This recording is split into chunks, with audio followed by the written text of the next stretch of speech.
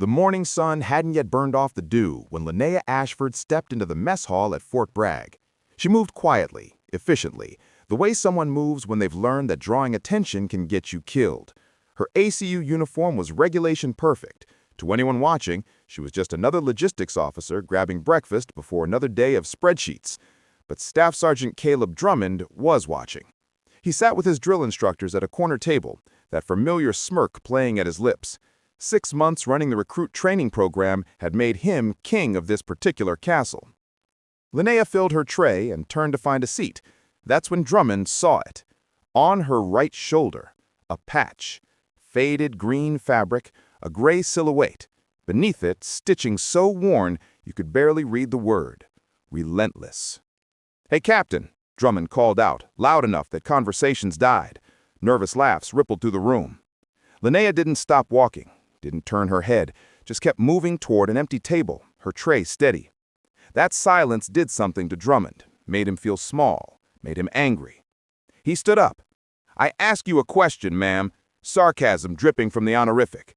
"Never seen that patch in any regulation manual. Where'd you get it? Costume shot?" Linnea set her tray down carefully, took a breath, turned to face him. Her green eyes were calm, too calm. "It's just an old training patch, Sergeant, nothing special." Drummond took 3 steps closer, close enough to see the details now. The faded badger silhouette, that single word that had survived countless washings. "Relentless," he read aloud, mocking. "What unit is that? I've ranged with Rangers, Airborne, even Delta guys. Never seen anything like this." He reached out, his finger hovering inches from the fabric. "Mind if I take a closer look?" Linnea's jaw tightened, just barely. "I'd rather you didn't, Sergeant." But his finger was already touching the patch. The mess hall vanished. Syria, July 2019. The abandoned warehouse was an oven. Heat that made your lungs burn. Dust thick enough to taste. Grit and diesel and something metallic. The smell was worse. Cordite. Blood. The sharp bite of C4 rigged to every entrance. 7 soldiers scattered across the concrete floor. Kowalski's body lay covered with a field jacket, dead before he could call out. The kid who always had a joke. Chen, their heavy gunner, slumped against a barrel, hands pressed to the hole in his side. His breathing came in wet gasps. Martinez kneeled beside him, tears streaming as she worked. "Stay with me, Chen. We're getting out." Outside, diesel engines, shouting in Arabic, rifle bolts snapping back. The Syrian army closing in. "Honey Badger 6, this is command. You are not authorized for extraction. Political situation too sensitive. Evade and await further instruction." 8,000 miles away, an officer reading from a script. They were being abandoned. Linnea looked at her team. Martinez crying but fighting. Reynolds checking ammunition with shaking hands. Torres staring at her with desperate hope. She keyed her radio, steel in her voice. "Command, this is Honey Badger 6. Negative. We are walking out of here, all of us." She glanced at Kowalski's body. "Every single one. Clear a path or stay out of our way." She cut the channel. "We move in 90 seconds. Chen, can you walk?" Chen nodded weakly. "With help." "Martinez, Reynolds, you're on him. Patterson, point. Torres, my 6. And we carry Kowalski out. Nobody gets left behind." "Captain!" Nobody. The door exploded inward. Fluorescent lights, scrambled eggs, burnt coffee. Drummond's fingers still pressed against the patch, but something in Linnea's eyes had changed. The mess hall had gone silent. Drummond pulled his hand back, smirk widening. "Relentless," he said louder, addressing the room. "Real motivational poster material, Captain." Uncomfortable chuckles died quickly. Linnea picked up her coffee, said nothing. "You know what I think?" Drummond circled her table. "I seg, Army surplus store, thought it looked cool, thought it might make people take you seriously." He leaned against the table. "Because let's be honest, logistics officer, desk job. Closest you've come to combat is a paper cut." Nervous laughter. Younger soldiers looked away. Lieutenant Morrison shifted uncomfortably 2 tables over. Drummond had a reputation, friends in high places. Challenging him was career suicide. Morrison looked down and said nothing. "Task Force Relentless?" Drummond made air quotes. "If that was real, I'd have heard about it. I've worked with real operators, MARSOC, Rangers, CAG guys. None of them mentioned some secret Badger Club." He laughed, sharp, ugly. 6 months in Kuwait, air-conditioned office, and now you wear that like you're some war hero? Linnea set her coffee down, carefully. "Sergeant Drummond, return to your table. You know what we call that? Stolen valor. Federal offense, Captain." He grabbed her sleeve near the patch. "This is disrespectful. To real soldiers, to people who actually bled." Linnea's hand locked around his wrist, fast, professional, immovable. "Remove your hand." He felt the pressure points, her positioning, balanced, rooted, ready. Not a desk officer's grip. Uncertainty flickered across his face. But he was too committed.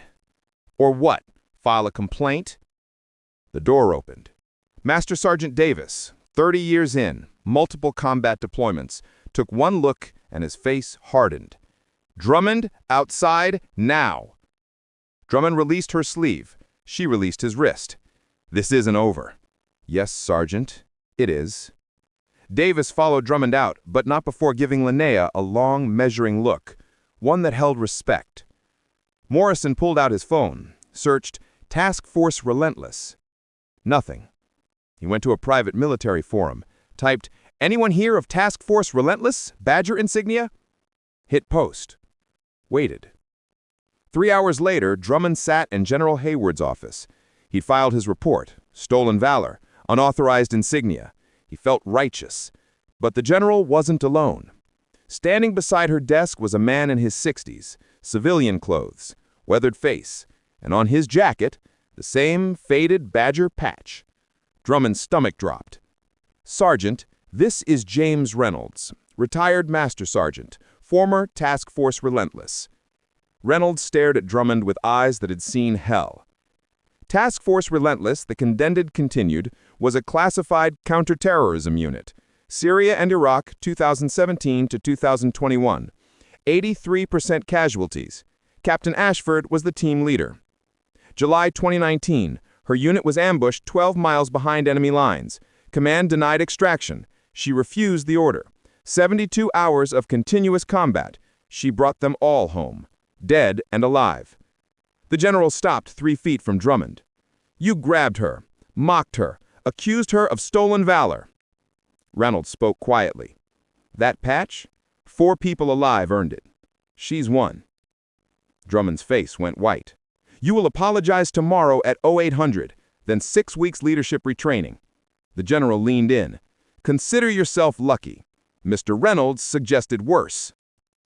Next morning, Drummond knocked on Linnea's office door. "Come in." She reviewed reports, didn't look up immediately. "Captain Ashford, His voice cracked. "I came to apologize. I was completely wrong." Linnea set down her pen. "I accept your apology, Sergeant." "Why didn't you defend yourself?" Silence. "Because the people I served with can't defend themselves anymore. Kowalski, Park, Fisher, they're gone. I wear this for them." She stood. "You're a good instructor, Drummond. Your recruits respect you.